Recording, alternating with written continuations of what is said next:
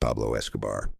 He built the most profitable criminal enterprise in history, controlled 80% of the world's cocaine supply at his peak, and by December 1993 was hiding in a middle-class house in Medellín, making phone calls he believed were untraceable. They were not. The Colombian search bloc, working alongside American surveillance technology, had been triangulating his location through intercepted calls for weeks. On December 2nd, 1993, and the day after his 44th birthday, they found him. A gunfight broke out almost immediately as agents stormed the property. Escobar made it to the rooftop, barefoot, attempting to flee across the tiles with a single bodyguard. He was shot 3 times, in the leg, the torso, and through the ear. The shot behind the ear has been disputed ever since. Colombian authorities declared it a kill shot fired by their operators. Members of his own family maintained for years that Escobar put the gun to his own head rather than be taken alive. Nobody present has ever given a fully consistent account.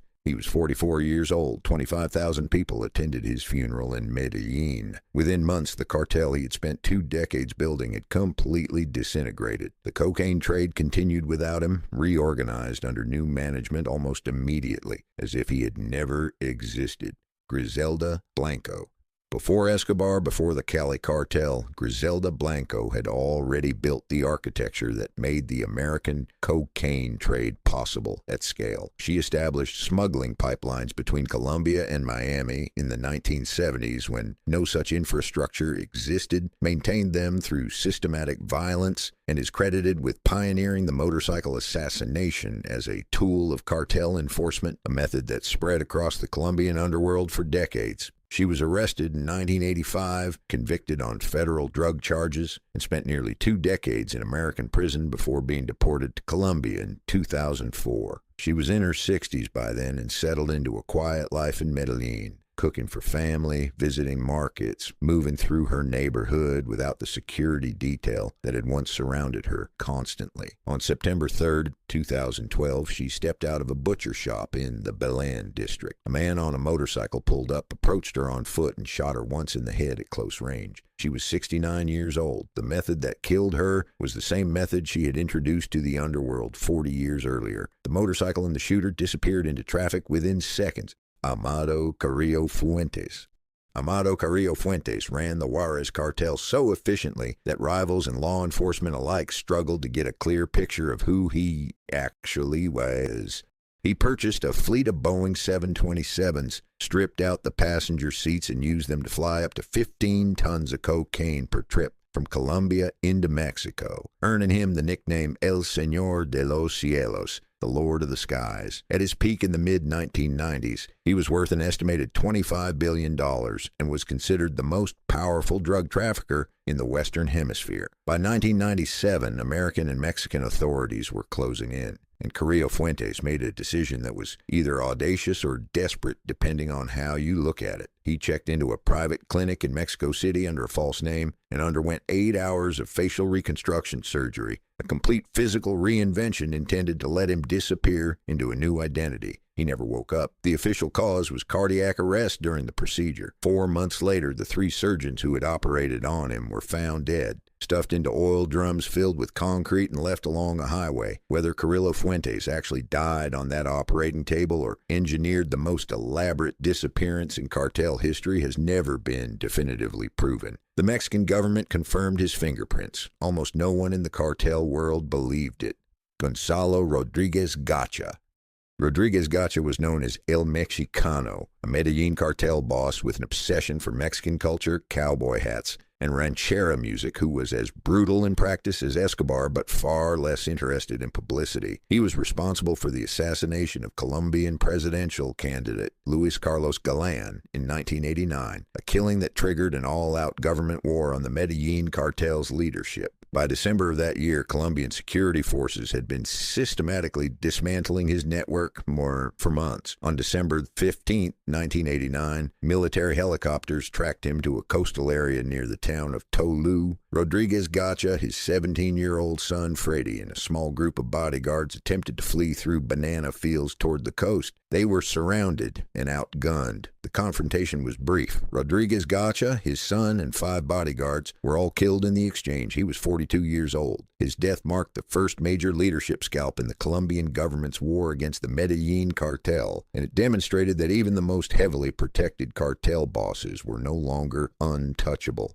Arturo Beltrán Leiva. Arturo Beltrán Leiva styled himself El Barbas, the Beard, and ran his cartel with a combination of extreme violence and an absolute refusal to retreat from any confrontation. By late 2009, Mexican Marines working with American intelligence had been systematically dismantling his network, arresting or killing his associates one by one until the pressure on Beltrán Leiva himself was severe. On December 16, 2009, they received intelligence placing him inside a luxury apartment complex in Cuernavaca. Marines surrounded the building and moved in. What happened next was not a quick raid. Beltrán Leiva and his security team, heavily armed and apparently unwilling to consider surrender, fought back with automatic weapons and grenades in a room-by-room battle that lasted hours inside a residential building while civilians in neighboring apartments were trapped listening to urban warfare through their walls. The Marines eventually cornered him in a final section of the apartment. He was hit by multiple rounds and died surrounded by the bodies of his bodyguards and spent shell casings covering the floor. He was 50 years old. In a decision that reflected the brutality of the conflict, cartel members subsequently killed the family members of the Marine who had led the operation as retaliation. Ramon Arellano Felix.